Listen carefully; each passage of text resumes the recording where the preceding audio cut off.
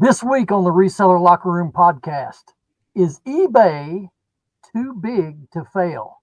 Stick around and find out. We'll be right back. Shall we begin?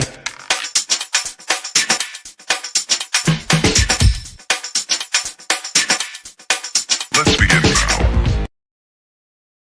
Welcome back to the Locker Room, ladies and gentlemen. My name is Ben, the Rocky Top Picker, followed by the Beard King, mastermind of suing McKays, Alex, the Beard King Picker. And back joining us here in the locker room for a second time, please welcome Jake to the locker room, ladies and gentlemen. Good to have you back, Jake.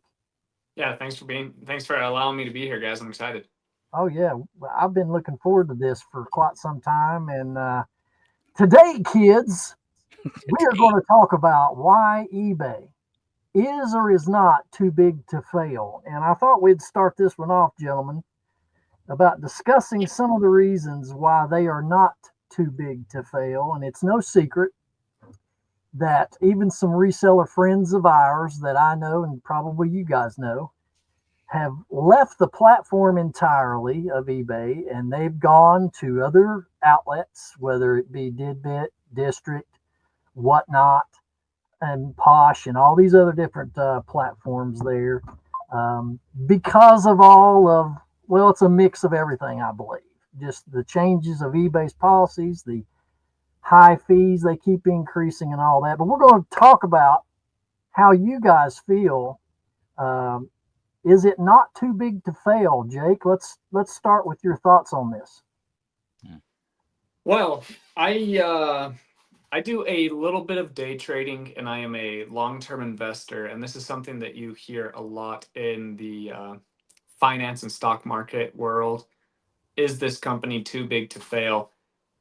Recently, Facebook, toward the end of the pandemic, good old Mark Zuckerberg said, we are going to launch the metaverse. We're going to put all of our money toward the metaverse, and it doesn't matter what happens. We're just going to keep shoveling all of our money that way. And the stock was around $400 a share, and it tanked all the way down to about $86 because they were just shoveling all of this money into this product that no one was quite ready for yet. Mm-hmm. And I thought in my head, you know what, Facebook, it's too big to fail, man. So I went and I bought a ton of Facebook at $86. I think my average cost was like $94. Now it's back up over $400 again. So we're sitting real pretty in my nice stock portfolio on that one. But then again, then you look at General Electric. Okay, General Electric was the Amazon, Facebook, NVIDIA of 107 years ago, and now it's one of the least performing stocks in the United States. So that was too big to fail a century ago.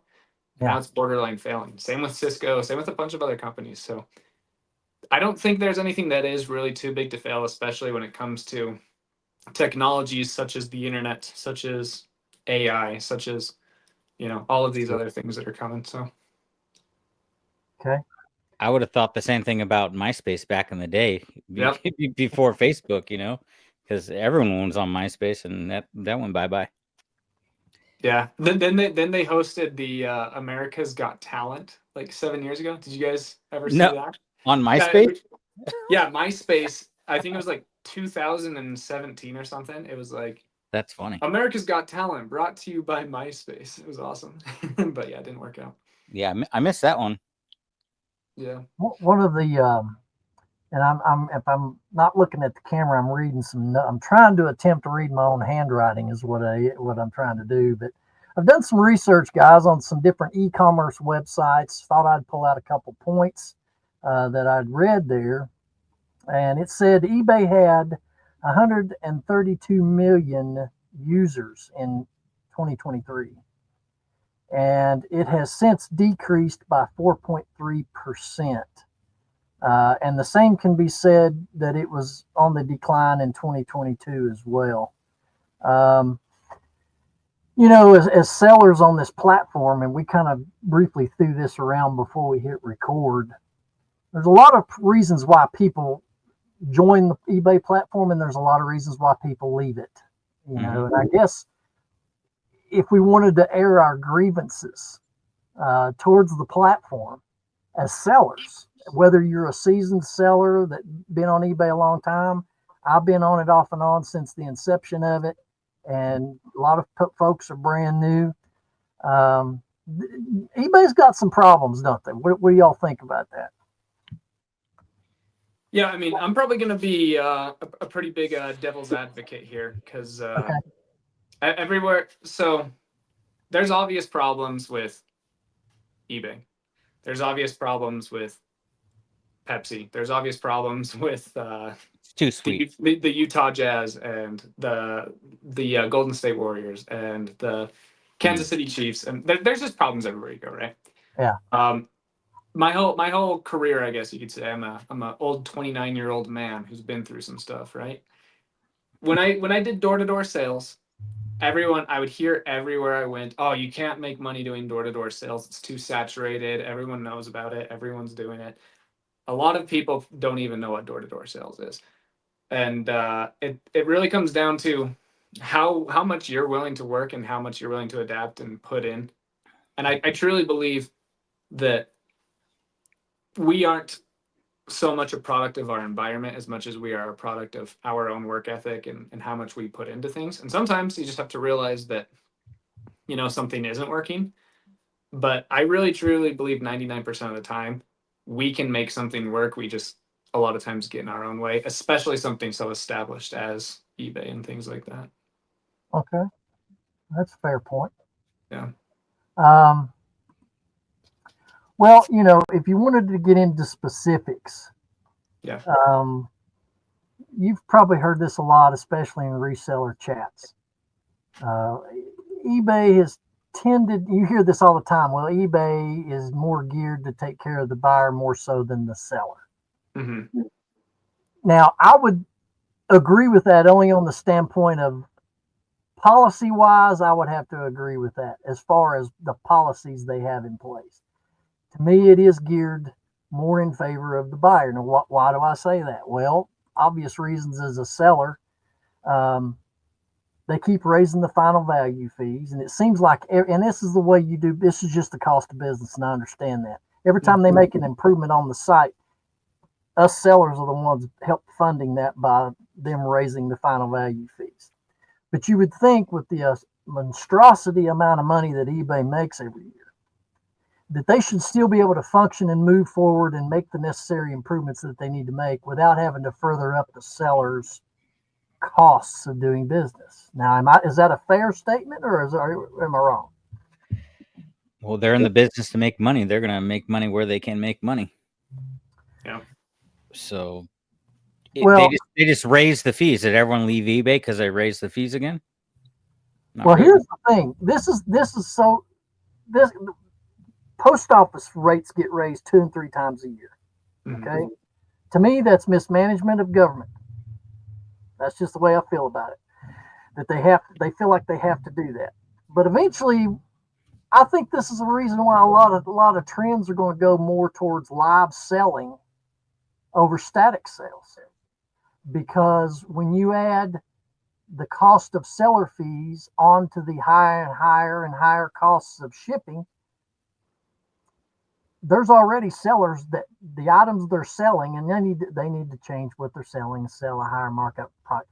That's only if you can get it. A lot of people live in areas they can't get their hands on high price stuff. Mm-hmm. But anyway, the post office fees, the eBay fees combined together, I know some sellers that are selling stuff that it costs more to ship it than the item that they're selling. Yep. So I don't know, guys. You have to have a commonality between. You have to have sellers and you have to have buyers. Mm-hmm. Right now, there's more sellers than there are buyers, and when that happens, you have the facts of the vocabulary of saturation. You have low sales depending on what category you focus in on. I don't know. I don't want to be the only one talking about this. I mean, give me your feedbacks on it. I mean, this is not a difficult thing. the shipping thing sucks, but you need to pivot and not sell giant bulky things, because I just sold a picnic basket. It was huge. I sold it for $11, but it cost $30 to ship the thing. And the big items like that, I noticed sit for a very long time. So me as a reseller, I don't go and pick those items anymore. Mhm. Just stick to smaller items and they'll sell quicker. But I don't think every category is not saturated. Not every category, no. So like I'm trying to find one-off books. There's only 2 or 3 listed of a certain book. So Yeah. So I've said this. I've said this exact statement a few times, and I'll say it again. If Elon Musk or Jeff Bezos was limited to only selling Tommy Bahama shorts, I don't think they would be billionaires, but they would be the most successful Tommy Bahama shorts salesman of all time, no questions asked. And it doesn't have, if they were limited to they could only sell that, they would figure out how to get it the cheapest, how to sell it the fastest, and how to sell it for the most money. So there are a ton of things about, so like we'll take like media for example. Media is an awesome category. It's a huge category, and it's a category that a lot of people focus on. There's a lot of CDs that sell for $3.49 shipped on eBay. And for those of us that don't have these huge warehouses or don't do hundreds of millions of dollars worth of sales every year, we can't go to the post office and say, hey, we're going to bring you $100 million worth of shipping this year. Let us ship things for 87 cents. You're going to make a ton of money either way. And the post office says, yeah, we'll do that. The three of us and everyone listening to this channel doesn't have that option. So what do? In this case, you stop selling low end CDs. You just can't do it. Like you have to, like your back is up against the wall, and you're like, you know what? I can still sell CDs, but I can't sell Frank Sinatra CDs. I can't sell the Frank Sinatra Greatest Hit CDs because they only sell for $3.49 shipped, and I have to pay $4.18 for shipping, and I can't get these CDs for free anyway. So I'm negative about $1.50 on this transaction. What you can do is keep looking for the Metallica CDs that sell for at least $9 shipped, the ones that sell for $18, $27, $40. Or you can start picking up different items or shifting your mindset into new categories. So a lot of people get really bugged with my philosophies in eBay. I don't buy items. I only buy sell-through rate. So I don't care if it's a DVD. So I trash a lot on media just because it gets a lot of attention. I think that you can make a full-time living only selling CDs on eBay. You can. It's tough, but you can. But on TikTok and Shorts, I trash CDs all the time I'm because triggered. Every video you put out, you trigger me. exactly. Yep. Yeah. So where was I going with this? I don't buy items. I only buy sell-through rate. So if there is a DVD that has 319 listed and 2 sold, I don't buy it. But I'm not focused on the CD. I'm only focused on 319 listed and 2 sold. Now, if I find a DVD that has 319 sold and 2 listed, and it sells for $89, I will buy it for $82, and I will sell it to make $3.50 the second that I list it. So I don't know. I like if we focus on things that people are looking for. You said you would buy something for 80, what was it, 80 some dollars? Yeah, if it sells for $89 plus shipping, I'll buy it for $82 and make $3 to $6 on it because it has 319 sold and only 2 listed. It was an example, Ben. I don't think he's going to. No, I would definitely do that. If I was at a yard sale and I found a DVD and it had 319 sold, and it sells for $89, and the seller's like, I want 89 for it. I'm like, no, I can let's do some wiggle room, and I get them down to $82, I'd buy it. Wow. That shocks me that you would do that. Well, it's just I don't buy items, I buy sell-through rate. So if it has that much demand, I'm gonna buy it. Now, if it was a huge receiver, even if you only made a couple of bucks profit, you'd buy it. Yeah, that's like saying like, hey, do you want like if it sells with the day you list it or the week you list it, get his money back and make money on it and flip it real quick. That's this whole point. And that's a business model. You can still do a business model and sell books that take a year to sell, but you Oh, got to have 20,000 books that take a year to sell, and you'll still have good sales. Listen, there's a lot of people out there that will buy the CD for $1 that sells for 11, but it has a sell-through rate of 6 years. So they're going to wait 6 years to get $8 profit. And by the time inflation rolls around, they made less money than I did when I got $3.48 the same day that I listed something. well, that's true. But you know, there's some resellers. They're in their mind when they're sourcing. The minimum they want to make is double their money. Obviously, Yeah. the main goal is quad or 5 times your money. Of course, that's their way of thinking when they're sourcing. That, you know, I get the sell through rate thing. I totally understand that. But everybody does the business different, though. Yeah, but I think that's a very flawed business model. Again, like people can do whatever they want. But would you not buy a Corvette for $89,000 that sells for $92,000? That's not even close to double your money, but you made $3,000. You know, like Yeah, if you and but it's like, when we're talking about buying an item, and I know at the end of the day I'm going to make $6 minus the shipping label and the time to box it plus the cost of the shipping box. Was it worth my time to make $4?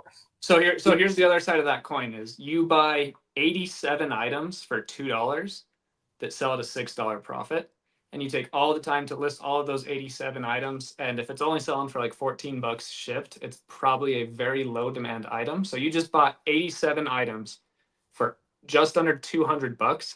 It's going to take you 4.5 years just to get $490 back. So why not spend $80 on AirPods that sell for 120 and make $27 today? And then do that again and again and again and again and again. And get 6 returns out of 104 and still make $80,000 every 3 months. You know? I checked out of this conversation when you said I would buy this and it was over $1. I was out of the deal already. See, but like that's like mostly a joke, but like I found myself doing that.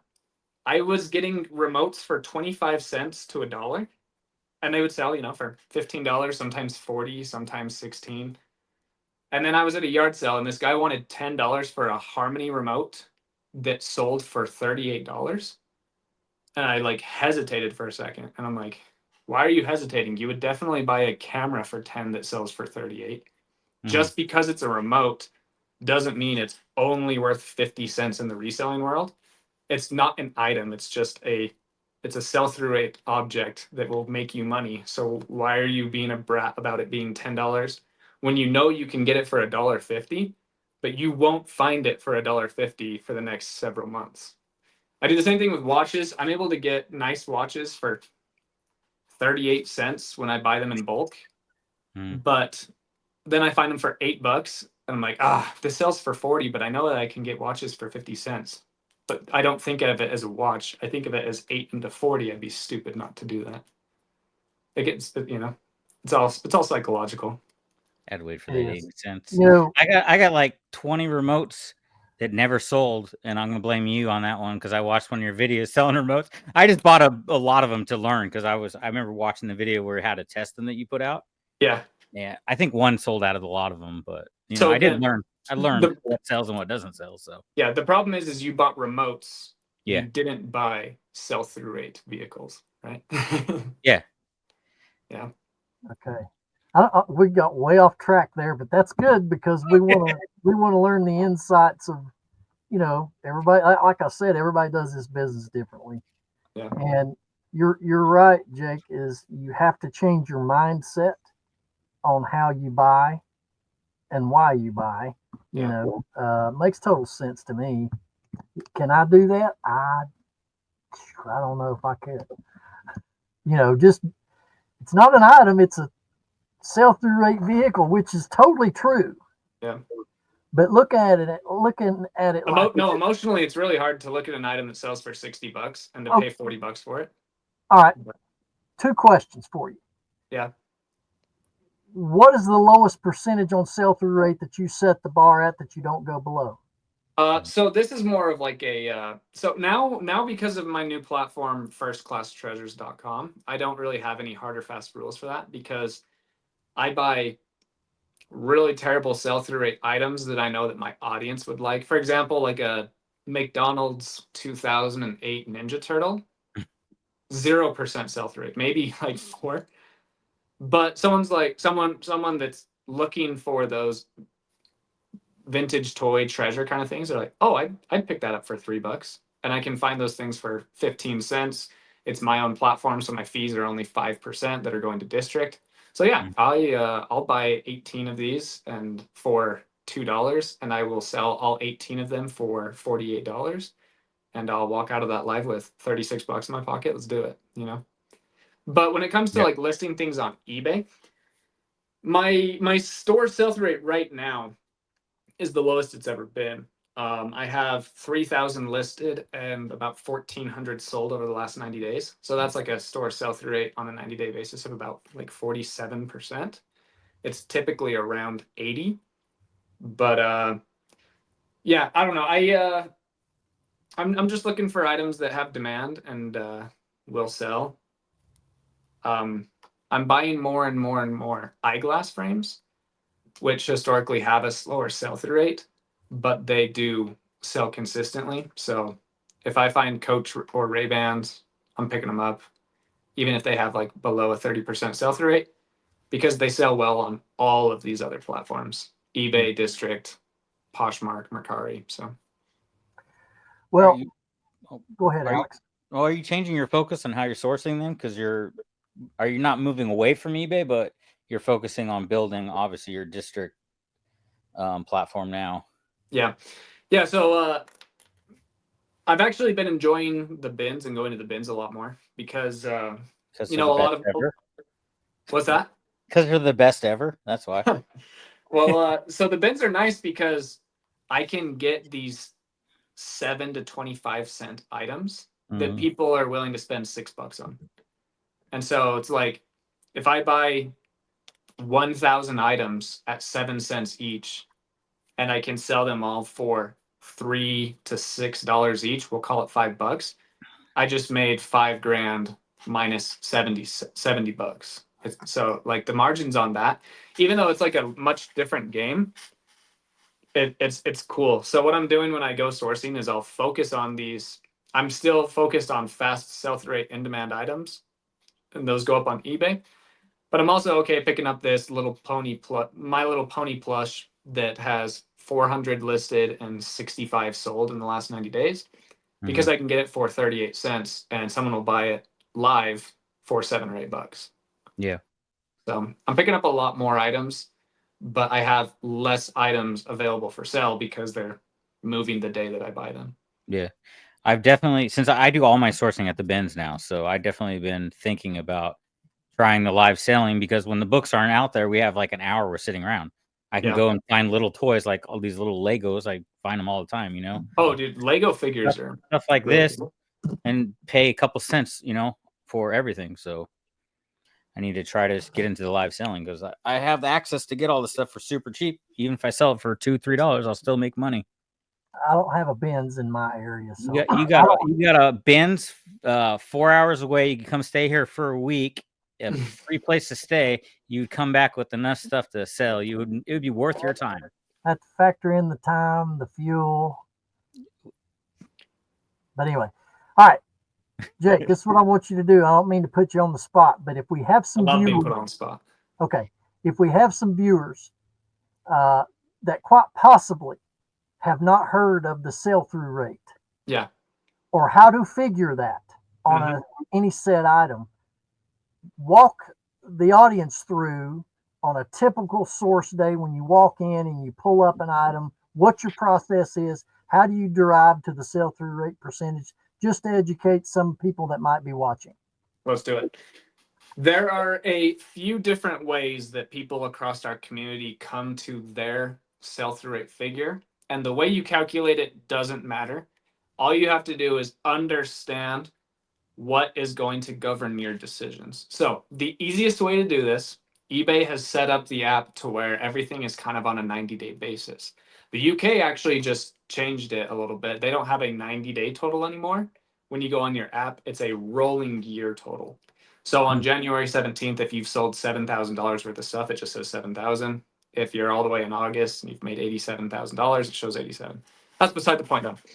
So what you do is all of the sold data is on a 90-day basis as well. So let's look this up, for example. I'm at my in-laws place right now. And he does a lot of disaster repair, so he has a bunch of cool tools here. So Let me go. Th- There we go. so this is a Lexia Disto D1-1. So what you're going to do is you're going to go into eBay on your phone, and you're going to type in this model number, D1-1. Okay, I am showing that there are 87 of these listed. Okay. And if you scroll down, this is a much easier on your phone, which is great because you have it in your pocket at this thrift store. Okay, and there are 119 of these sold. So what you're going to do is you are going to take 119. If I can find my calculator on my MacBook here.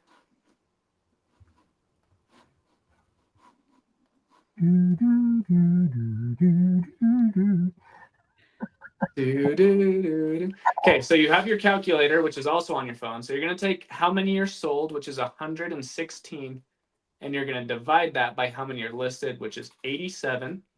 And then you're going to move the decimal over 2 places. You don't even have to do that. You just look at the first 3 numbers, which ends up being 1.33.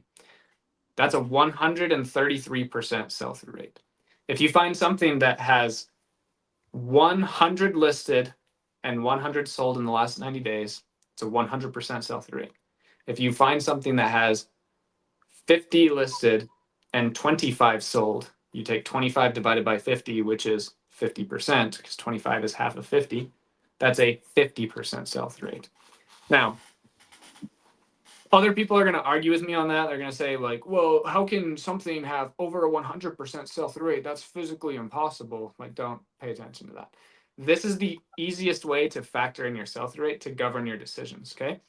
Now you can take your store sell-through rate, which is how many items you have listed, how many items you have sold in the last 90 days, divided by how many you have listed. So in my store right now, which is the slowest it's been in a while, I have 1,400 listed, divided by 1,400 sold in the last 90 days, divided by how many I have currently listed, which is 3,000. And that number ends up being like 47 or 48%. So when I'm outsourcing, if I only pick up items that have about a 50% sell-through rate, then my store will continue to have relatively a 50% sell-through rate. If I only bought 100% sell-through rate items, in 90 days, I would have a 75% sell-through rate. And 90 days after that, my store would have a 100% sell-through rate because it's on that 90-day cycle. So that was a lot of words. Hopefully it made a lot of sense to people. But if you look up vintage 1979 Mountain Dew can, and there are 38 listed and only 2 sold, don't buy that item. It has a horrible sell-through rate. Even though it's cool and vintage and Mountain Dew and pop culture and all checks all of those boxes, but only 2 have sold for $4.87 plus shipping. Ben is Don't 100% buy buying that Mountain Dew can. it. That's Tennessee water right there, Ben. You got to buy it. That's Tennessee water. Yeah. True that. Brought to you Actually, by- that's how the name Mountain Dew came about. Is moonshine back here in the backwoods. That's Mountain Dew, what they used to call Mountain Dew. But anyway, all right. Well, Did we decide if eBay's too big to fail? Yeah, no, we are so far off of eBay. we went off major tangents, fellas, but that's fine. I enjoy it. It's kind of like you want to win a championship as the Mavericks, but then all of a sudden you trade away Luka Doncic. Just Oh yeah, that was crazy, crazy. Dude, that was nuts. That shocked the whole sports world, actually. That trade. Yeah, that might be the biggest trade in sports history. I think it's the biggest trade in NBA history for sure. Yeah, that was insane. Well, I'm of the mind that nothing is too big. It can still fail. Yeah. Um, Except for God, baby. yes. True. Um, but and I didn't want to turn this into down in eBay and going on Uh-huh. rant about eBay. I'm just looking at this thing from a business perspective and using common sense, because that's the way we do things these days, is through common sense. Yep. Um, That one started a couple of days ago, right? had to plug that in there. But anyway, you know, I just feel like that there could have been some different decisions made by eBay that would better favor us sellers that have been loyal to the platform. Yep. Increase our benefits of being a top rated or top seller plus. Increase the benefits instead of increasing fees and changing policies, and Like fact that you can't leave negative feedback on a buyer. What's that all about? Yeah. You know, what's fair? If you're going to have That is like the biggest complaint that I have about eBay for sure. Not that I leave feedback, but I wish so. Like I sell a lot of DVD VCR combo players, and there are like a few. Now, a lot of times people got to realize that even if you think your DVD VCR combo player works, there's something small with it that might not work. Mm-hmm. And so a lot of times people sell it as tested and working, but there is one thing that isn't perfect, and so people like return it for it's not working, right? But there's like 3 accounts out there that for some reason they just find a lot of joy in buying DVD VCR combo players, getting it uh, delivered to their house, claiming it doesn't work and sending it back. There's this account that has like 4,000 false negative reviews saying this guy bought my LG DVD VCR recorder and sent it back and claimed it as an iNAD when it wasn't. And there's like thousands of these reviews for some reason. I don't know why. And I wish that like that person could have a 3% positive feedback for being a buyer, or it's just wild.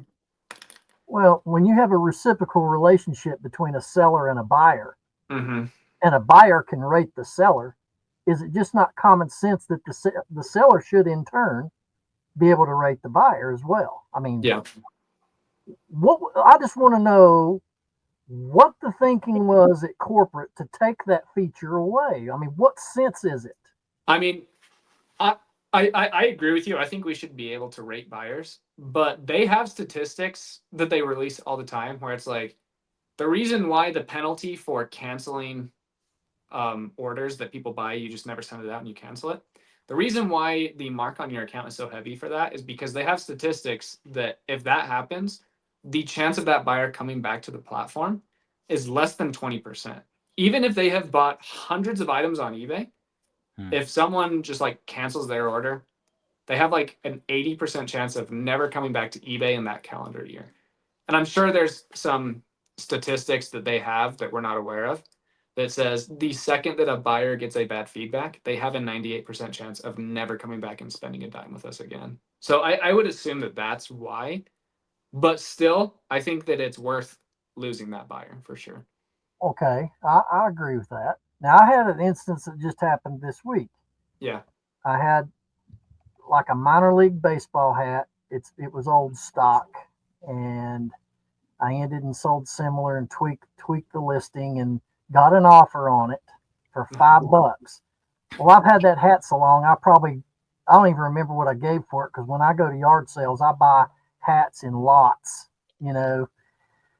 So it was nothing to me to take the $5 offer, which I did, and it stayed in payment processing for 4 days. And tomorrow is the fourth day, and I got a cancellation request from that buyer that said, I need to cancel. I realized it's not going to be here in time. It's because you didn't pay for it in time. Heck. But the point is, I can't go leave a mark on that buyer's account for one, not paying for the item when you made the offer and you hit the purchase button. That's number one. And then number two, waiting 3 days to cancel, and the reason being he ain't gonna get it in time. Well, how does he know? How could you know if he ain't gonna get it in time? And I agree with you. I think that we should be able to leave feedback on buyers for And sure. if you really need $5 that bad, I'll give you $5. Again, every time I tell stuff like this, Jake, if it ain't Alex nailing me on this, it's somebody else that we've had, Shane, Chris, Archie, whatever. Uh, it's the principle of the thing, Alex. Well, listen. I fought for principles, even though So people here's probably the don't care. principle. Here's a principle that I think eBay should adopt, and I think you guys will like it. But I understand why they haven't yet, because it is expensive. So there are a ton of bad buyers on eBay, and there are also a ton of bad sellers. And if all of us were given the right to just give feedback to buyers, a lot of sellers would ruthlessly leave terrible, nasty feedback on a ton of transactions, and it would kill off a lot of eBay's buyers. So what you do, Buyers do that to sellers. exactly. So what you do, in my opinion, is you set up an onboarding program for eBay sellers, and you train them, and you say, this is how you sell. This is how you are going to be more successful, and we're going to help you along the way. This is our expectations. These are the expectations that you can set for your buyers. And if things aren't up to everyone's expectations, then you can leave these types of feedback. But having that wall, if there's 100 people that want to sell on eBay and then they click on the site and they realize they have to put in their social security, they just lost 30 people. Then they get to another wall where it's like, okay, now take this 1 hour Zoom call to be onboarded. There goes 40 people. You're down to 30. And then it's like, okay, well, we just lost 70% of our sellers because of that. And once you have to train all those people, you have to pay a team of probably 2 new corporate managers of $280,000 a year. And then all of the onboarding specialists, probably 200 or 300 employees, all making anywhere from $25,000 to $80,000 a year. So it's a very expensive process. But I think in the long run, it would be worth it. But I invest in eBay, and I know I listened to all the seminars, and all those big guys invested in eBay hate when eBay spends money for their sellers. They really do. They don't want all of these things going towards training people. They just want eBay to do more ads and to increase revenue, and never to they don't want eBay to spend $80 million today to make an extra 8 billion in 8 years. They want eBay to spend $200,000 today to make 7 million tomorrow. Okay. So those things you just said would be one of the major downfalls that could bring the whole company down, in my opinion. Now, look, I used to sell life insurance, and when you were talking about going door to door earlier, I did it.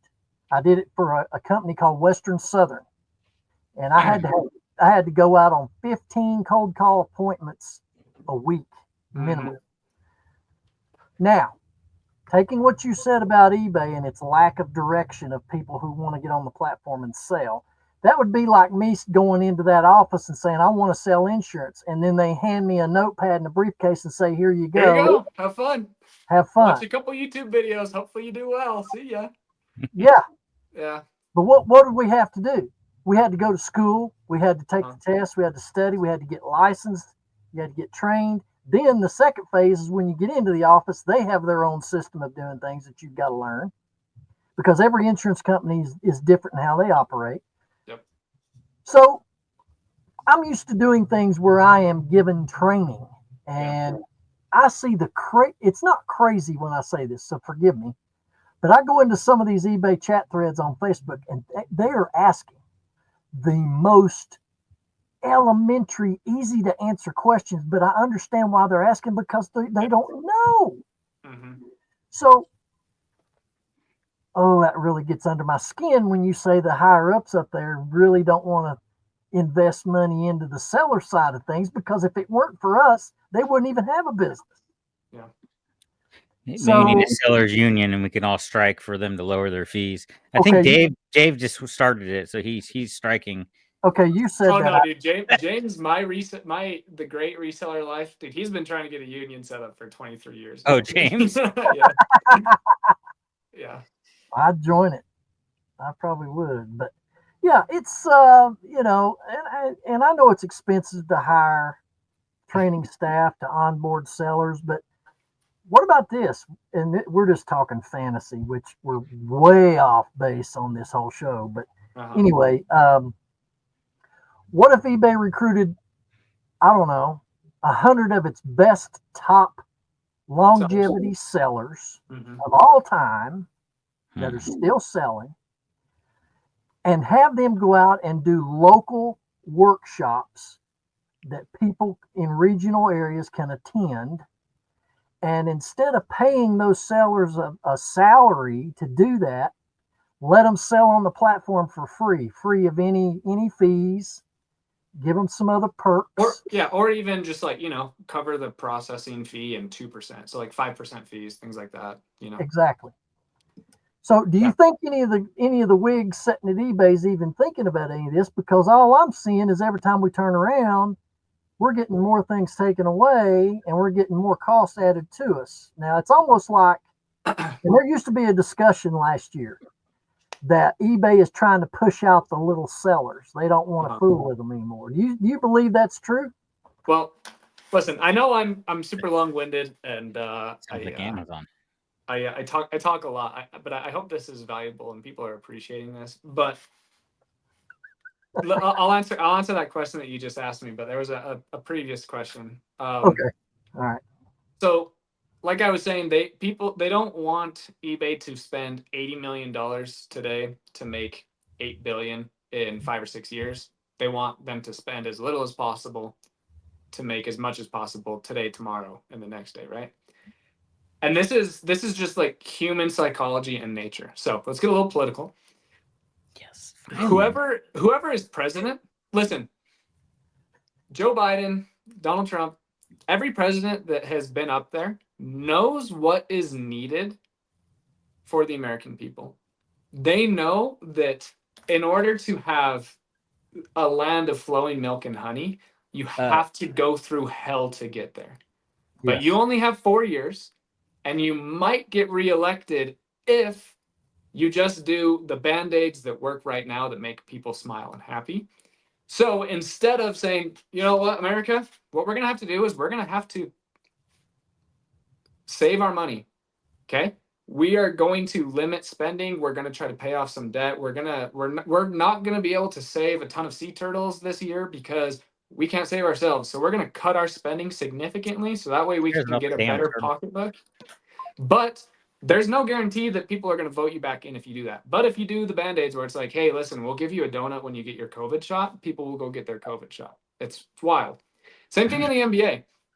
Okay, this is going to get a little off tangent here, but I really love the Utah Jazz and our new CEO of basketball. His name is Danny Ainge. He is the only general manager in the NBA right now making trades for 5 or 6 or 7 years in the future because the average NBA GM gets fired in 4 years or less. And Mm, so all of these GMs know that, and they know if they can have a successful 3 years, they will keep their job for 7.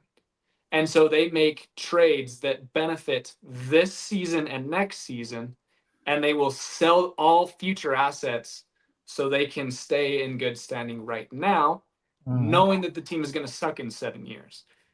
eBay is the same way. They aren't going to do things that benefit us in 5 or 6 or 7 years because all the investors will pull out their money and put it into Nvidia instead, or they'll pull out their money and put it into Facebook instead. Because if you aren't making us profits today, tomorrow, and the next day, Nvidia will. So we're just going to go put our money in Nvidia. Thanks, eBay. Yeah. It's tough. It's Makes a sense. really tough situation to be in. I You agree. know, it's tough. But anyway, what was the question you asked at the last? Sorry. You done blew my mind now. Because I thought, oh, we're gonna get political. We've never done that on this show, man. We're gonna get down All to I heard he said that the president tried to do what the people want. Obviously, Joe Biden didn't do that. Well, Bye according bye, to Joe. like 53% of the nation over those 4, it's weird. Because a lot of people were like, no, yeah, we do want what Joe Biden is saying, and then other people are like, no, you're stupid. We want to But do Joe what Biden Trump didn't is even know what saying. he was freaking saying. So But yeah, no, it's wild. That's you like. I just wish that that people would do, like, so like even in our own lives, if all of us decided, you know what, I'm in $80,000 in debt, I'm gonna just eat no fast food for 2 years. I'm gonna sell my $60,000 car that's only worth $32,000. I'm gonna sell it for 28 grand, and I'm gonna buy a clunker, and I'm just gonna pay off my debt, and I'm gonna kind of suffer for 2 years, and then I'm gonna live financially free for the rest of my life. That's all it takes. But we need our $780 car payment right now, and we need Taco Bell every day and Applebee's or Sizzler on Saturday. It sucks. It's just human nature. It is. And eBay is ingrained in that as well. Wow. Like I listen, like I listen to these investing broadcasts. Mhm. And like I'm a really positive person, and I'm just like, okay, yeah, this is good information, but it doesn't affect me because I'm just gonna go out and win no matter what. But like it's frustrating to hear that like they will not do something that benefits the future. It's gotta be now. And that's just the way that the capitalistic free market is set up. Are you invested in eBay at all? Yeah. Do you think eBay is doing everything it needs to do to be relevant in the next 5 to 10 years as far as what live selling is doing? No. So, but they have actually been rolling out good commercials. I don't know if you guys, I mean, you guys watch college football and stuff, so you've probably seen I've them. seen them. Yeah. Yeah, there's this like probably 25-year-old short-haired blonde girl wearing a pink dress, you know, like playing around with some perfume and collectibles and stuff like that. Love that. It's a great commercial. And the Never eBay seen Motors commercial has been around for a while, but what they've actually kind of gone back to their roots a little bit, and they have like this new little slogan where it's at the end of each commercial they say eBay, a place to buy things people love, or something like that. And it. Okay. they're focusing on collectibles and Collectibles, handbags yeah. and watches. What they've always been known for too. Exactly. So I'm really glad that they're pivoting that way, and they're Yeah. really focusing on Ben and Alex and Cassandra's and Jessica's closet or your garage. So they're trying to do this like garage, like, hey, tell us what cars you have. And then every time you need to fix something, like come to eBay and just type in brake pads. And we already have the information of your Ford Bronco from 2016. We'll just show you those, and you don't even have to click around and find it because we just have it right here for you. You put in your shoe size and your shirt size, and there when you type in the North Face, boom, it shows you your size. And it's like I like that they're doing things like that. So like that's right now features that are Is that a helping new us thing right they now. started doing with clothing? I know they've always done with eBay Motors when it comes to like car parts. That's always been there, but they're rolling that out for every category now. Yeah, so especially clothing and accessories. And Mhm. what they're trying to do, but they're having a really hard time doing it for some reason, is they're trying to make they want people to log onto the eBay app and then scroll through kind of like a Facebook or a TikTok. And as they're scrolling through, they'll see items that they like, sellers that they've bought from in the past, things that eBay thinks you want to buy before you want to buy it. Okay. And it's going well, but like, you know, it's still pretty clunky. But they're putting a lot of that's what they're putting a lot of their money into right now is how can we make these 15-year-olds come on eBay and stay on eBay, even if they don't buy anything? How can we just make their average visit 17 minutes instead of 4 minutes? Things like Yeah. that. I mean, they Question definitely. was, do you think eBay is trying to push out the small time sellers? Oh, that was the question. Yeah, I think again. So they will never come out and say things like this, No, of course or not. say, yeah, no. You But gotta leave those skeletons in the closet, man. You can't be truthful. I think that eBay would love to just sell handbags, watches, sports cards, and collectibles. I think that if they could do away with everything else and eBay Motors, but eBay Motors is actually a different like company. Like it's registered under a different corporation and all that stuff. But I think that eBay would love to just sell things that people consistently look for, that people will buy if they already have 17 of them. They still want to buy the 18th because they just love shopping and they love to add to a collection. So Yeah, you always need that 18th can of Mountain Dew vintage.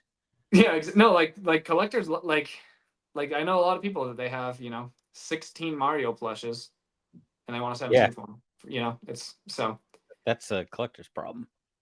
like eBay makes money from all those media sellers that have 40 million items that just keep getting charged every 30 days or they sign up for the $300 anchor store. Like eBay loves getting that money. Mm-hmm. But I think eBay, if they had like gun against their head had to say it, I think they would say, we would love it if all of our sellers focused on in-demand items that people are actually searching for. Even though eBay has been the place where you can find that one-of-a-kind item that you can't find it anywhere else, Yeah. I think they would much rather just say, please just list watches that people are looking for. All right, how about this? We've had a lot of resellers on this show, Uh-huh. and there's always been the standard questions of procedure in their business that I ask. Yeah. Keeping in mind that eBay is only geared about making money and making it profitable for its investors and all that. Uh-huh. Tell me why they have such a diverse categories of promoted sales, fixed ads, fixed rates, variable, scaled. A lot of sellers get caught up into what percentage do I promote at, and then there's a lot of sellers like Kevin, Commonwealth Picker, who doesn't hardly promote. He promotes a few things, but not on a scale of everything that a lot of sellers do. But people that don't promote still make killer money without promoting. So what's going on that and are they putting promotion out there to say, hey, if you promote, it increases your odds of getting your item seen as another little cash cow for them to collect money? Is that what we're talking about? Yep. It's not necessarily needed to sell your item because there's a lot of resellers that don't promote and they do well. Yeah. It depends And then what there's a lot of sellers that have promoted and they don't do as well. So again, eBay is a data consuming machine. So I have a problem when people talk about this mysterious thing called the eBay algorithm because it's a false god that we all worship. I'll explain that a little more. The algorithm is ultra important, but people focus way too much on the algorithm when they should be focused on the customer. And so people are like, oh, should I list the same amount of items every day? Should I list them at the same time every day? Should I delist, relist? Should I do all these things? But I have no customers if the algorithm's not working correctly, though. exactly. But so I Lay it already out there, brother. Lay it out there. You don't have to hold back. I already kind of forgot the question. Where was I going? Okay. Oh, promoted listings. Okay. Yeah. I am one of these buyers. Okay. So like I really like a lot of channels. I watch Paige the 1 Foot Flipper, almost every single one of his videos he puts out. I watch almost all of Kevin's videos. I watch almost all of James the Great Resellers Life's videos. I watch almost all of John Cincinnati Picker and Flippin' Ain't Easy, like all the Johns. Yeah. And everyone just has these different opinions. So Paige is one that says, hey, if you want to sell your items, if something's listed for $18.65, list yours for $17.65. I believe that your $17.65 item will sell slower on eBay than the $18.65 one in a lot of different cases because eBay has gathered information that a lot of people, over 80% of sales, come from the first 4 listings. So if you search up Maui Jim sunglasses, it's going to present you with a page of about 20 items. 80% of the people that buy those Maui Jim sunglasses will buy the first, second, third, or fourth listing. So if they see a pair of sunglasses that they like at $89, even though there's one a couple pages down for $17.87, they'll still buy the one for $89 because it looked good and they clicked on it. And that's where promoted listings come in. eBay's like, hey, if you promote your listings, you have an 8 out of 10 chance of selling your item because it will be one of the top 4 spots. And so that's where like a lot of people do search and sort lowest to highest. Mhm. Okay. But a lot is like maybe 8%, you know. A lot of people just click on that 1 through 4. Okay. Let's say we have a widget right here, Okay. and there's 1,000 other sellers that have this same identical widget, Yep. and all of them are promoting. Where's the guarantee that yours is going to be in the first 10 that show up? So there's a lot. I don't claim to know everything about the algorithm. I don't claim to know really much Right. about it at all. But I'm sure there's some sort of rotation, but it Yeah. also has to do with. So like I sell a lot of AirPods, and if you search an AirPod, you'll see that there are a ton of listings with 1,800 sales, 27,000 sales. One time I saw, and those items are obviously getting pushed to the top way more because of their seller metrics, because they rarely get INADs, things like that. But if you are promoting, there's going to be some sort of rotation to where your item gets pushed up into that top 4. But that's not the only function of promoted listings either. If you buy a North Face jacket, when you're going to checkout, there's also going to be, oh, this North Face jacket is pretty dope too. That's a Mhm. promoted listing as well. Mm. And so promoted listings is just putting your items all over the place. But yeah, there's no guarantee that you're going to be in that top 4 every single time. Like if we look at my numbers, I think my like top 4 placement of items ranges between 3 to 10%. And on the days that it's 10%, I get 27 sales. And on the days that it's 3%, I get like 7 or 8. So it's like when your items are on the top of pages, they just get clicked on and they sell more. And so that's what you're always shooting for. Yeah.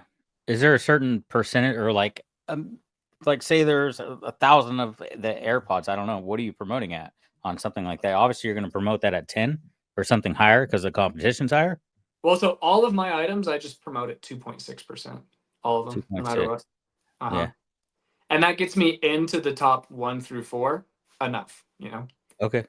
So basically, if I, again, it's like 3 to 10%.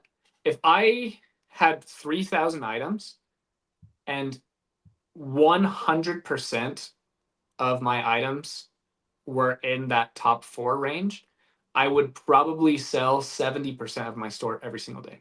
I would sell 2,500 items every day as long as I could keep putting 2,500 items in my store.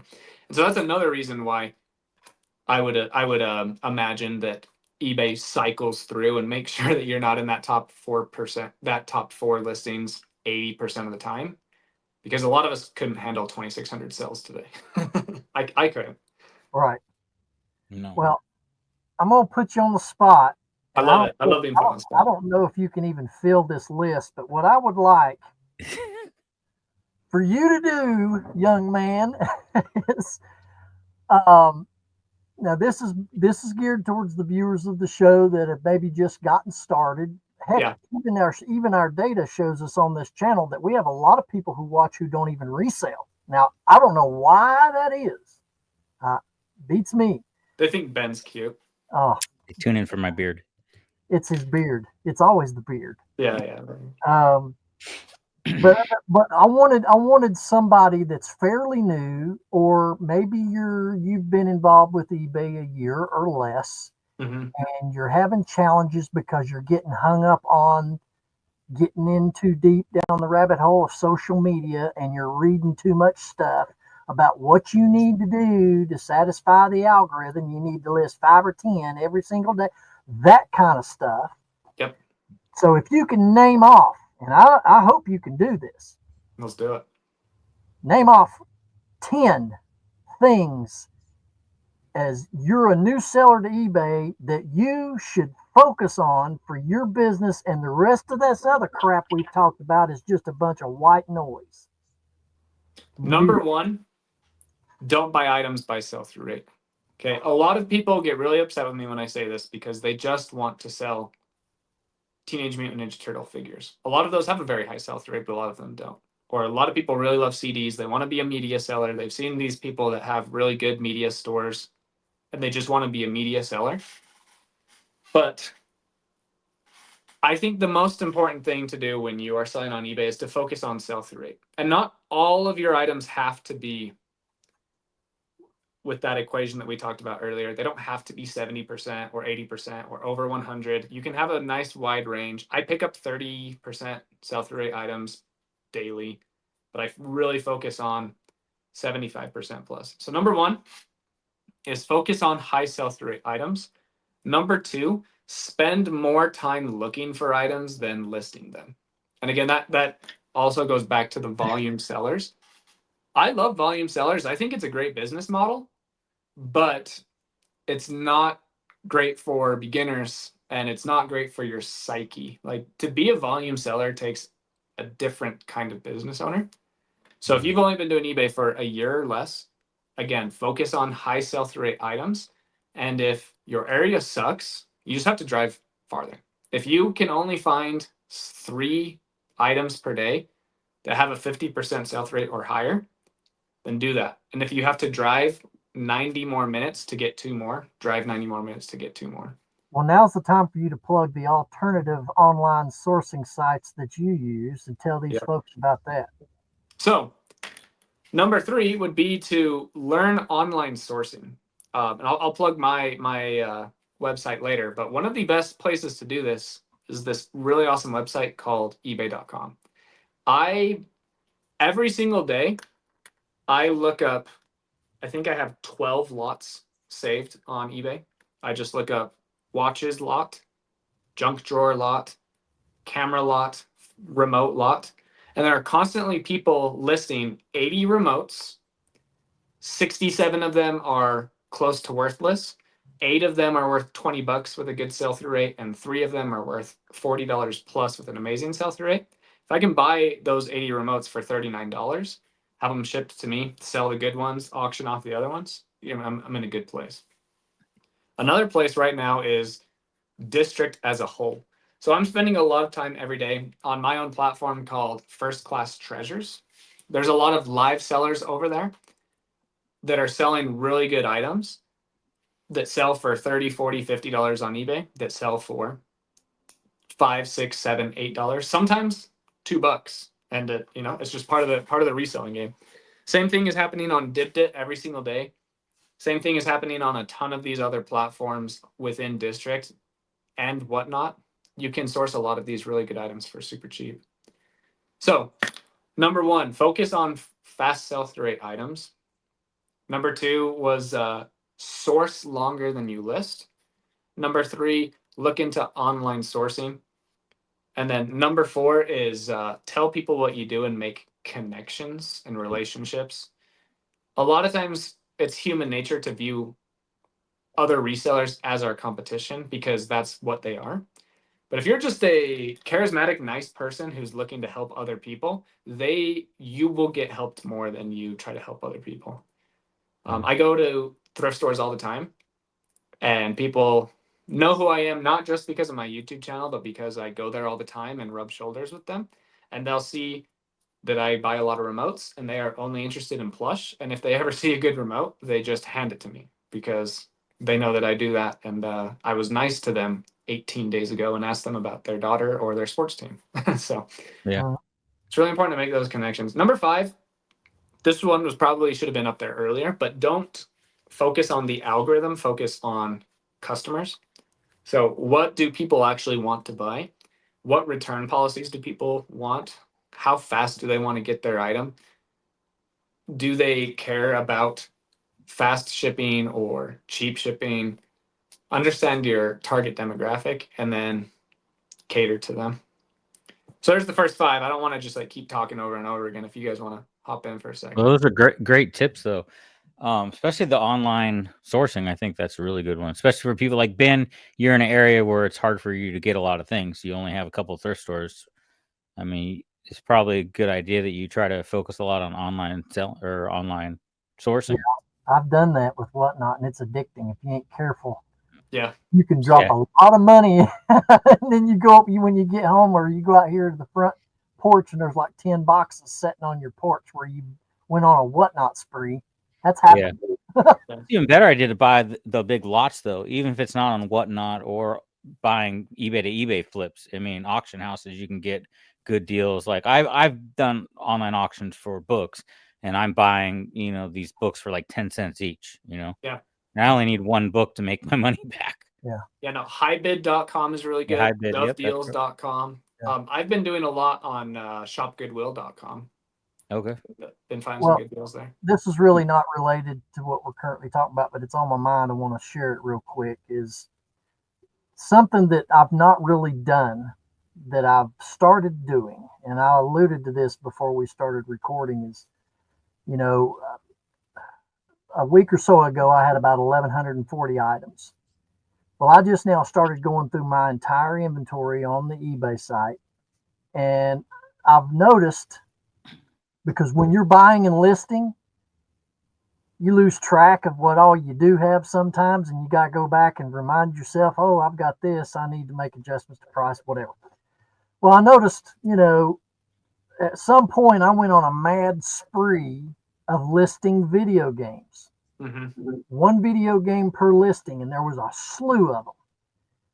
And I also noticed that they haven't been moving over this last 9 months or better.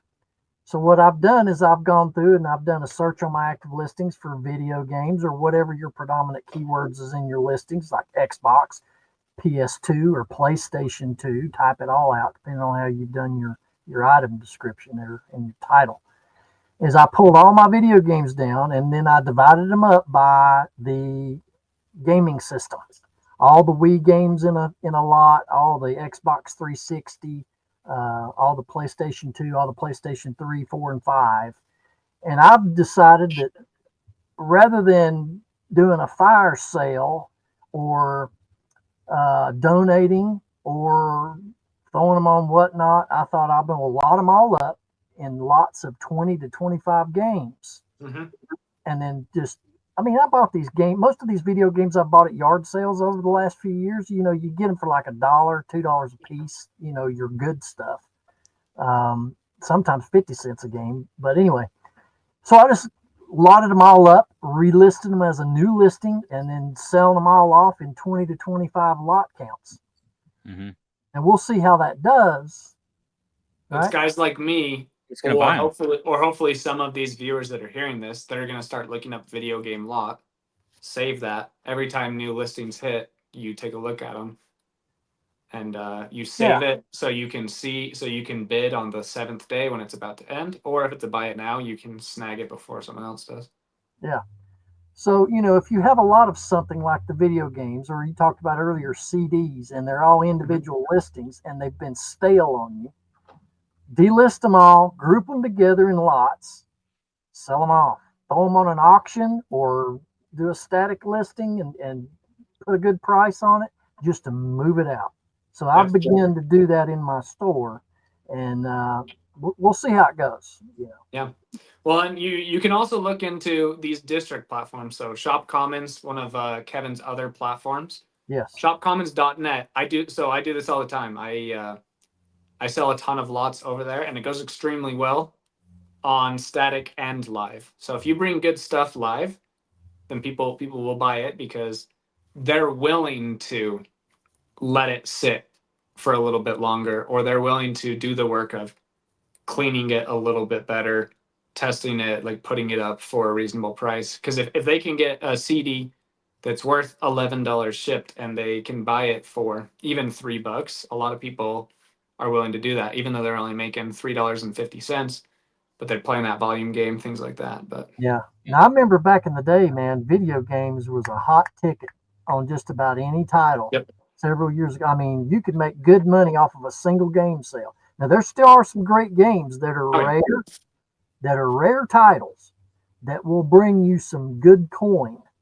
But because there's so many people cycling through video games and they throw them in yard sales and you find them they're easy to find. A lot of people are doing what I did, to build up an inventory. You start doing all these individual listings and you got $8 to $15 a game on it. Not much attention's given. You strip them out, you lot them up, and all of a sudden you look at your view count on a lot and it's into the double digits and you got like 12 watchers on it. And, you know, so that goes back to saying just because, you know, if you list something today at an X amount of price, doesn't mean that it's going to sell for that a year from now because the demand changes. Mm-hmm. So, but Especially anyway, when you were given a few $1,000s from your government and locked in your house, and you really wanted something to do, so you bought a ton of The Office on DVD for $48, even though it only sells for $6.99 today, or you bought Paper Mario for $187 when today it only sells for 42, or yeah, even Madden 07 you paid $12 for and it only sells for yeah. $2 today. All But right, let's anyway, get to number 6. so I could definitely go about 5 more about sourcing and listings and eBay Okay. and things like that. But I'm going to go a different direction. And unfortunately, a lot of people don't think this has to do with anything with your business and with eBay, but it is so much more important than the first 5 things that I've already said. Okay, so number 6, we're going to start over 1 through 5, part 2. Number 1 is health is wealth. And if you spend time in the gym, and if you spend time eating eggs instead of licorice, and you use olive oil instead of canola oil, and you stop eating things that have red 40 and blue 1, and you switch it out for bananas and squash and pineapples, you will make significantly more money on eBay because you have significantly more health and more energy to find more items, list more items, deal with customers that suck, understand that there's opposition in all things, and you will have the brain capacity to actually take that opposition. I went to the gym today. Ben, did you go to the gym today? No, So, dude, I don't even run unless I'm chased. so I want to share something with you guys, and I've already talked about this a little bit on my I channel. That's a really good point, though. I do appreciate you talking about that. Yeah. I totally believe that. So yeah, I feel comfortable with the two of you as well as everyone watching this. I've already talked about this a little bit on my channel, but I got my blood work done. I'm 29 years old, and no offense whatsoever, but Ben right below me probably has higher testosterone than me, even though he shouldn't given our ages. I went and I got my blood work done, and I have my testosterone is 247, which is right now the average 82-year-old man. I have a vitamin D level of 16 that should be close to 100. And because of these things, I have made less money in reselling and all of my other business opportunities because I am a very happy go-getter. I don't care what's happening to me. I'm going to get crap done kind of guy. Mhm. Yeah. And I have still listed 25 to 40 items every day for the last 2 years.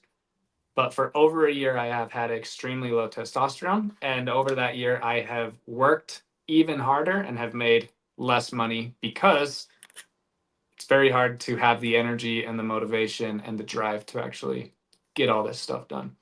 So it's very important.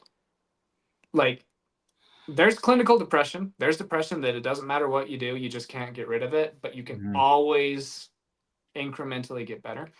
If you have low testosterone, or if you have depression, or if you are very overweight, or if you are very underweight and brittle, becoming a healthier version of yourself, you will make much more money. So I got my blood work done.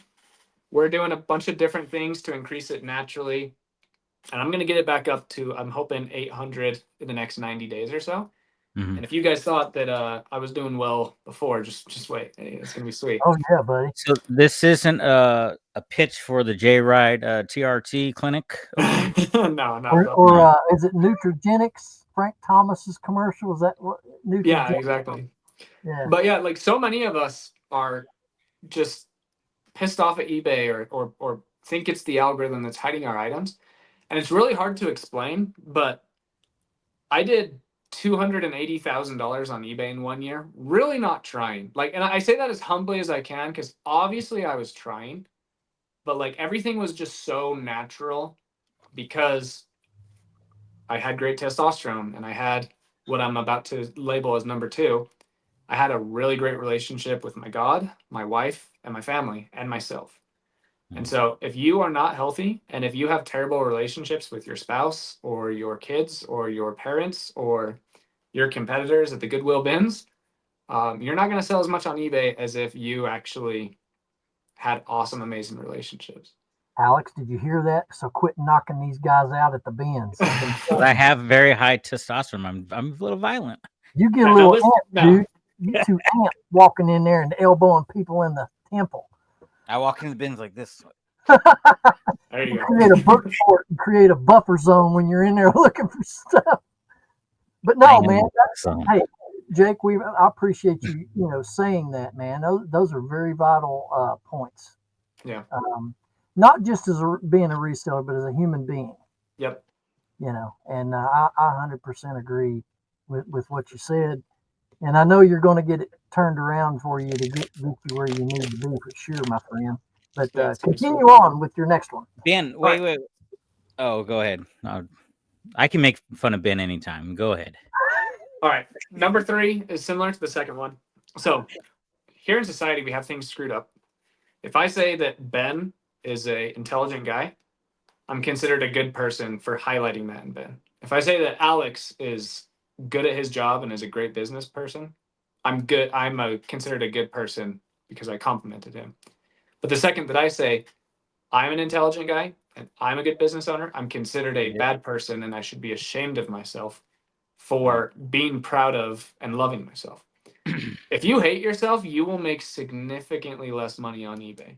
If you hate yourself and someone returns your item, if you hate yourself, you can bet for sure you're going to hate them and you're going to sit in the negativity of hating yourself and hating that person and this person and Donald Trump and Joe Biden and everything. So I agree.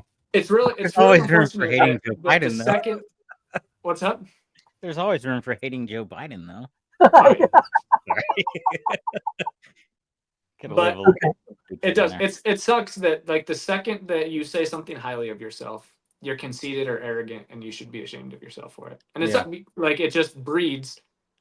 It just leads you to being insecure and depressed and not believing in yourself. And if you don't believe in yourself, you're not going to be able to do anything that moves the needle in your business. Okay. Probably those are some of the best points I've ever heard on this show. So Thanks, very man. good. I like that. All right, number 4. Okay. Get out of debt. If you have a car payment and a mortgage and credit card minimum balances that you have to pay every single month, and some of those are at 27%, you are not making a ton of money. And not only are you not making as much money as you could be, you have to go to sleep every single night knowing, man, I am $37,000 in the hole. And if I can't work for 3 months, I might be homeless or I might consider literally offing myself because I don't know if I could handle that. And it's tough to carry that axe on your shoulder every single day.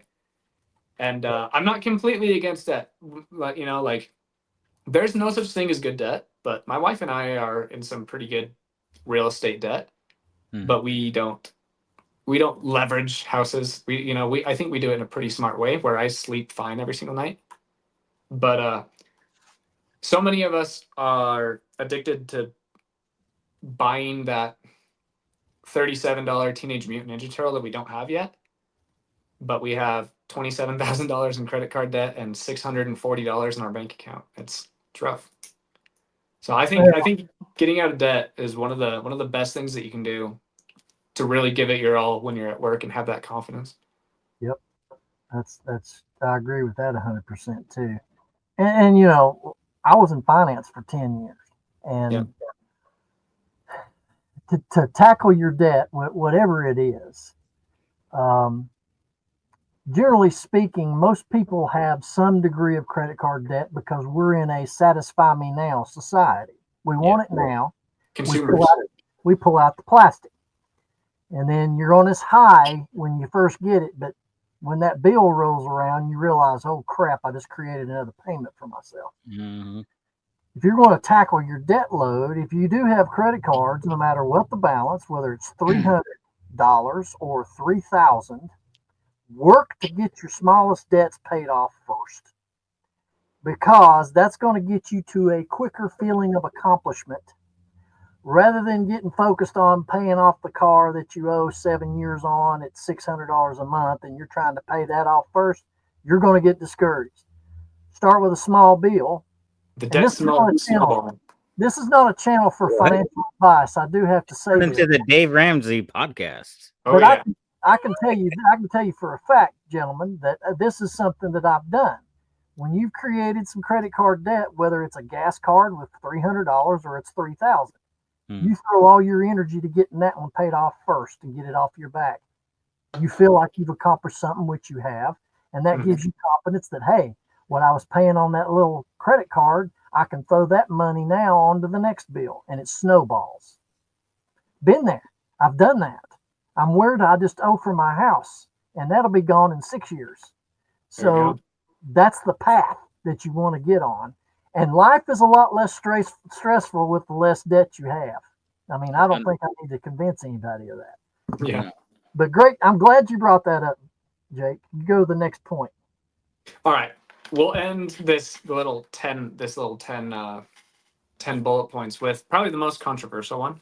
But I have changed the wording on it a little bit to be less controversial because I've learned a thing or two over the last, several decades. I evolve and I adapt and I learn from others. So what I used to say is, if you accept that everything in your life is your fault, then you will live a better life. And I still believe in that, but I've changed it a little bit. I heard this from Alex Hermosi, actually. I'm not sure if you guys know him, but he's similar to Gary Vee. He's one of those Okay. millennial. I mean, Gary Vee isn't a millennial, but Alex Hermosi is. But they talk generally about the same stuff. He says, everything in your life isn't your fault, but it is your problem, and you need to get over it. So it's really tough if, you never met your father and your mom didn't want you either. Or it's really tough if you grew up in a pretty verbally abusive household and you have zero self-esteem because your parents took that away from you. Or it's really hard if you literally don't have a leg and you have to face all the different challenges, or a foot, right, Paige? No, but it's really hard. Or if you have low testosterone or clinical depression, it's a lot harder to actually get work done. But it doesn't matter what happened to you, you still have to get over that. So I bring up this story a lot. There's a leader in my church. He's a really cool guy. He had a huge business. We're talking Fortune 500, hundreds of millions of dollars a month. And he had two very high corporate officers. And he said they did a lot of shipping worldwide with FedEx and UPS and USPS. And we all know how terrible those three companies can be, right? He noticed that they were having 17 defects a day. And he went to his two highest employees and he said, I am going to continue to pay you guys your salary. No worries, nothing is in jeopardy. But if we get to 0 defects a day, I will give you guys a $500 bonus every single day. And both of his employees immediately were like, well, that's outside of our control. It's not us. We hand it off to UPS and it's out of our hands from there, right? And then a few weeks later, they were hitting their $500 daily bonus 4 or 5, sometimes 6 times a week, because they realized we can't control what happens to a USPS package once it leaves our hands, but we can control so many things up to that point that'll give it a better chance. And so they developed a relationship not only with their local USPS, but with USPS as a whole. And they established a relationship with that company, and they were able to increase productivity and happiness from their employees, because they said, listen, we're getting $500 every time there's 0 defects. We're going to share that with you guys, or we're going to have more pizza or more parties or things like that. And then I think he reported that 1 year he paid that bonus 280 out of 365 days. And so it's like, Wow. so I understand, and I always have, but I've never been able to explain it very well. But I understand that life is really hard for some people, and I've been very humbled over this last 6 months, especially because it's never been hard for me to get work done, and it's been extremely difficult the last 6 months. Yeah. And I've learned a bit more compassion and empathy, and I understand that a lot of you guys out there, it's really hard to list even 6 items a day, but you just have to do it. And a lot of that comes through going to the gym, having better relationships with the important people in your life, getting out of debt, eating better food, doing these things that'll make you a better person. You'll be able to control a lot more that you didn't think was controllable. Well, on that last point about the defect thing, Yeah. this what came to my mind as it relates to reselling. Ladies and gentlemen, take your time and pack your items super well, because in the end, when the buyers receive the item, I get this feedback all the time. We'll recommend this seller, packed the item well, professional, cares about what he cares about what he was doing when he shipped it. Take the time, put in all your effort. When it's time to ship, just don't throw it in a bag and hit the road. Take your time, put some care into it. That's what I took as a reselling side of what you said. Yeah. And take your vitamins. And take And your take vitamins. vitamins. Get vitamin D. Holy cow. Can I tell you guys how crappy life is when you have low vitamin D? It's awful. That's very common though. Low vitamin D. A lot of people have. Yeah, low my vitamin mother D. does. Yeah. My mother does. I Yeah. did. No, and especially like in younger men like myself, like it's like you could label it as an epidemic for sure. Like there's a ton of guys my age and younger that have the testosterone of, very old men in advanced age, because, and there's a lot of speculation, a lot of it, sitting down, looking at screens. The viewing of pornography has increased significantly. Drug use is, like ton of different things, xenoestrogens and plastics and all these red 40s and blue ones. It's all speculative. There's a ton of data supporting it, a lot of Soy. data supporting Soy the milk. opposite. It's the problem is soy. So yeah, a lot, but like honestly, like canola oil is terrible. Like just never Yeah. use vegetable or canola oil. Just swap it out for avocado or olive oil. It's so much better for you. And it's so Avocado. simple. Just eat avocado and steak. You'll be good. Carnivore There diet. you go. Uh-huh. Did you have a couple of more, Jake? That was Or was that all of them? Yeah, I mean, so that's 5 to do Okay. with eBay mostly sourcing. Again, like there's 3 pillars in my mind to being a successful reseller on eBay specifically. Number 1 is get really good at sourcing. Number 2, less important but still very important, is dial in your listings. Make sure you have good titles, good photos, good item specifics, good return policy, good shipping, all of that. And then number 3 is account health. Make sure that you aren't shipping out stuff in less than desirable condition. Make sure that you are responding to messages and feedbacks. And also, like here's a pretty controversial one. Like negative feedbacks don't really matter. Okay, I sell dozens of items every single day. My feedback is 98.4, I think. I think I had 18 negative feedbacks in the last 12 months. I get just over 1 per month. It's totally fine. Like it's Yeah. like Disneyland has horrible, horrendous, awful reviews. And Disneyland is still awesome. Oh yeah. So again, I'm not justifying my bad reviews, but just understand it's like if you sell a lot of items, like you will not have 100%. So you can fake it. You can get 18 every year and just call eBay and have them remove them for you. But I don't think that's really awesome either. So No. Well, Jake, we've gone about an hour and 30 minutes. I wish we could go longer. Tell everybody about your platforms, your website, and all that information where they can find you. yeah, so right here, this last little plug, I'd really appreciate it if you guys went over to firstclasstreasures.com, or if you're already familiar with District, just look up First Class Treasures.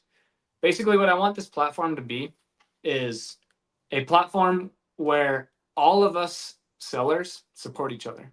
where instead of going to eBay or Amazon or buying from someone you have no idea, you buy from Ben or you buy from other resellers that don't even have YouTube channels, but you know you're supporting the community because you're buying off of First Class Treasures or Dibdit or Knickknacks or all of these other platforms. Basically, the thought behind First Class Treasures, we all know that USPS changed their model to what's called ground advantage shipping. But back in the day, I can already say that as a 3-year reseller, 29-year-old boy. Back in the day, it used to be first class shipping for items under 16 ounces. Yeah. And we focus mostly on treasures that weigh under 16 ounces, like pocket knives and Teenage Mutant Ninja Turtles and all that really good stuff. Watches, jewelry, things that people would consider treasures. So all of you resellers out there, this is another great place. We get a ton of static listings, a ton of static sales every day. So you can cross list your items to First Class Treasures, or you can manually list them there. And then also, if you've wanted to try Whatnot, but it's really hard because there's a ton of competition and a ton of really good sellers that pull all the audiences, this is a place where you can try out live selling because you can piggyback off of my audience. We do raid trains every day, and you can actually co-host with me from your phone wherever you are, and we can sell together. And you can use my audience because I have hundreds of people in my shows. So if you want to sell and if you want to buy things, please check out firstclasstreasures.com. And yeah, I'm really appreciative of everything you guys do for me. That's Awesome, man. Yeah. Alex, you got anything? I already said it, man. Take your vitamins, kids. That's it. Take Ben, your vitamins, go to the gym, have Ben. sex, and lift heavy. Yeah, lift weights and eat steaks, and you'll be just fine. More plates, less dates. More plates, less steaks. Well, I tell you what, Jake, this has been very informative, very insightful. We appreciate, honestly, you spending the time with us, opening up to us, sharing your knowledge, your experience, what you got going on in your life. And of course, you know, Locker Room has an open door for you to come back anytime you'd like. You just let us know. And if you got any questions or comments for Jake, leave them down below in the comments section. We'll be sure, I'm sure Jake will go in and read them. If he don't, we'll relay it and get some answers, or we'll tell him whatever you want him to know. And the question when we began this broadcast is eBay too big to fail? Oh, is that what we were talking about? It could go either way, ladies and gentlemen. Here's what I do know. Here's what I do know to be a fact. Only you can determine if you're going to be a success or failure. Yep. And we want to thank right now all of our paid subscribers to this channel. We won't put up on the screen. You all know who you are. We appreciate your contributions every month to what we're doing here as we grow the Locker Room. And Jake, any last word before we go? Yeah, just piggybacking off of you. You are the only one that can get in your own way. No one else can take success from you except for yourself. Fact. Good man. Good man. All right. On behalf of Alex, my name is Ben. This is Jake. We can't wait to see you right back here in the Locker Room every Thursday, 9 a.m. Peace and love. Until next time, ladies and gentlemen. Goodbye.